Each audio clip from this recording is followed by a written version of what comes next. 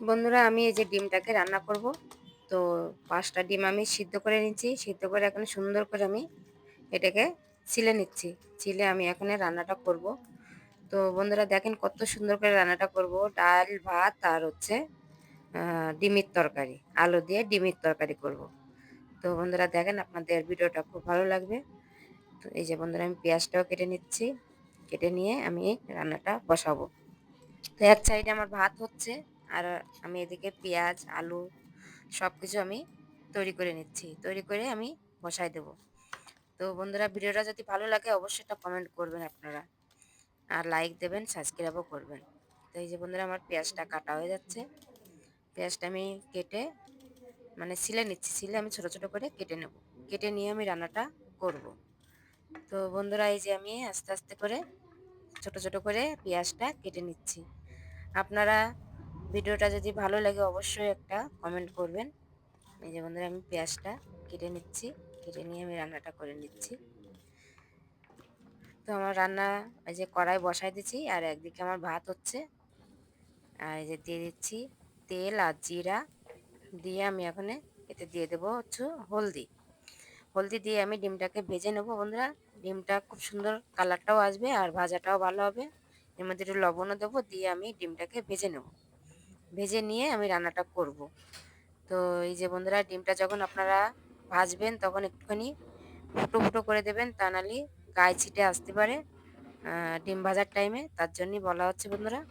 আর এই যে আমার সাইডে ভাতটাও হচ্ছে, ভাতটা আমি এখন হতে থাক আর এদিকে আমার ডিমটাও হতে থাক। তো ডিমটা আমি ফুটো ফুটো করে দিছি। দেওয়ার পরে আমি এই যে ভেজে নিচ্ছি 5টা ডিম। 5টা ডিম আমি ভেজে নেব। এই যে বন্ধুরা আমার ডিমটা আমি আস্তে আস্তে করে একটা করে ছালছি আর দিয়ে দিচ্ছি। তো বন্ধুরা এই যে আমার ডিমটাও ভাজা হয়ে যাচ্ছে। ভাজা হয়ে যাচ্ছে সুন্দর করে আমি ভেজে নিচ্ছি। দেখেন বন্ধুরা কত সুন্দর কালারটা আসবে। এটা কালারটা খুব সুন্দর আসে, তার জন্য আমি তেলের ভিতরেই হলদিটা দিয়ে দিই। একটু সামান্য এই যে লবণও দিয়ে দিচ্ছি। এই যে লবণটাও আমি দিয়ে দিচ্ছি। দিয়ে আমি এখন সুন্দর করে এটাকে লাল লাল করে ভেজে নেব। এই যে লাল লাল করে আমি ভেজে নিচ্ছি। ভেজে নিয়ে এই যে বন্ধুরা দেখেন কত সুন্দর কালারটা এসছে। কালারটা আসার জন্যই আমি হলদিটা দিছি। এতে আর পরে হলদি না দিলেও চলবে তরকারিতে। তো বন্ধুরা এই যে আমার ডিম ভাজা হয়ে গেছে। এখন আমি দিয়ে দিচ্ছি পেঁয়াজ। পেঁয়াজটা যে কেটে নিয়েছি সেই পেঁয়াজটা আমি দিয়ে দিচ্ছি। পেঁয়াজটা একটু হালকা ভাজা ভাজা হয়ে গেছে। আর এটা হচ্ছে আলু। আলুটা আমি আগে সিদ্ধ করে ছিলে রেখে দিচ্ছি। সেই আলু সিদ্ধটা আমি এর ভিতরে দিয়ে দিলাম। দিয়ে আমি একটু নেড়ে চেড়ে নিচ্ছি। নেড়ে চেড়ে নিয়ে আমি দিয়ে দিচ্ছি আদা রসুনের পেস্ট। আর দিয়ে দেবো হচ্ছে গুঁড়ো লঙ্কা। বন্ধুরা আপনারা কাঁচা লঙ্কা দিয়েও বানাতে পারেন, আমি তো গুঁড়ো লঙ্কা দিয়ে বানাচ্ছি। এই যে বন্ধুরা আমি গুঁড়ো লঙ্কাটাও আমি দিয়ে দিলাম।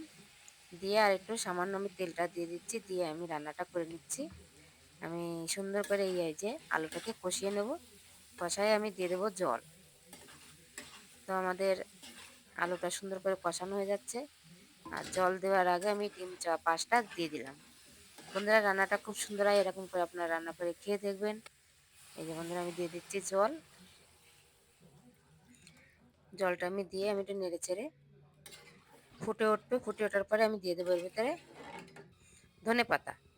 তো বন্ধুরা আমি টেস্ট অনুযায়ী লবণটাও দিয়ে দিলাম। দেওয়ার পরে সুন্দর করে ফুটে উঠছে। আর এদিকে আমার ভাতও হয়ে গেছে। ভাতটা আমার হয়ে গেছে। আর এই যে ধনেপাতাটা আমি দিয়ে দিচ্ছি। আর পরে একটুকু আমি দিয়ে দেবো। ধনেপাতাটা দিলে বেশি একটু সবজিটা ঘ্রাণ ঘ্রাণ হয়, বেশ খেতেও ভালো লাগে।